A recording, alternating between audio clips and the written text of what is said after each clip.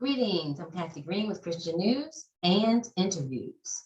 Back in August, I talked about David Dukes, tough guy David Dukes.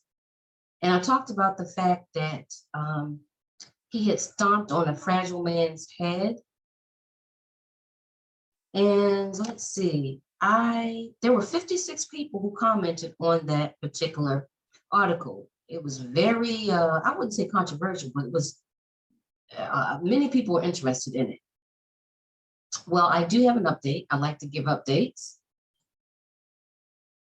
The South Carolina city is paying a Black man who was stomped by an officer $650,000. Now, this article is from November the 17th of 21. Check this out.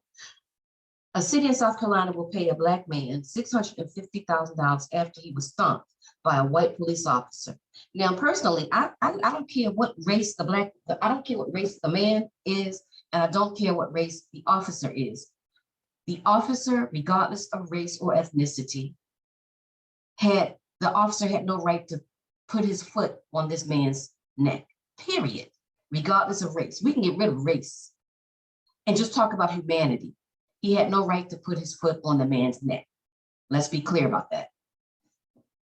The settlement comes after Orangeburg Public Safety Officer David Lance Dukes stomped on the head and neck of a 58-year-old Clarence Galliard, who had rods and pins in his leg after he would not lie flat on his stomach.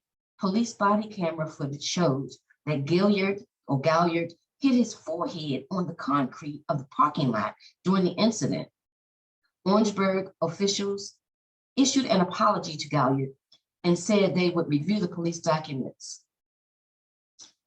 The incident occurred back in July 26, 2021, when Galliard was walking with a stick wrapped in a shiny tape, but someone called 911 when they thought the reflective object was a gun. Isn't that awful? Galliard said he moved slowly because of an injury to his leg from when he was hit by a vehicle while riding a bike. Whew. He has a stick to protect himself if a dog were to attack him. Dukes was fired 2 days after the incident, and the Orangeburg police chief also retired not long after that.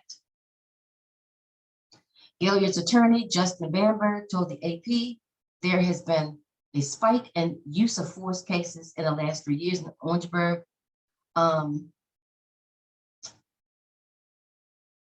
It's a town that only has a community of 13,000, 75% of whom are Black. And so that's that. I guess that closes out the case because the officer himself had been fired. And they settled the case with $650,000. Hopefully that will give the man some type of solace. And I always promise you all that I will come back with an update. That is my final update on this case. And thank you all for following.